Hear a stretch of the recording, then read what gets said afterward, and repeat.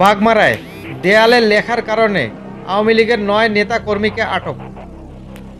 রাজশাহীর বাগমারায় রাতের বেলা দেয়ালে আওয়ামী লীগের স্লোগান লেখার পর পুলিশ তৎপর হয়ে ওঠেন। গতকাল শনিবার রাতে উপজেলায় বিভিন্ন অভিযান চালিয়ে আওয়ামী লীগের যুবলীগের নেতা কর্মীসহ ৯ জনকে আটক করেছে পুলিশ। পুলিশ জানিয়েছে আটককৃত ব্যক্তিদের বিরুদ্ধে জুলাই আগস্টে ছাত্র আন্দোলনের হামলার অভিযোগ রয়েছে। গত বৃহস্পতিবার রাতে বাগমারা উপজেলা সদরসহ আশপাশের এলাকায় দেয়ালে দেয়ালে ও বিএনপি নেতাদের প্রতিষ্ঠানের দেয়ালে হঠাৎ আওয়ামী লীগের স্লোগান লেখা হয়। গত শুক্রবার সকাল থেকে লেখাগুলো নজরে আসে।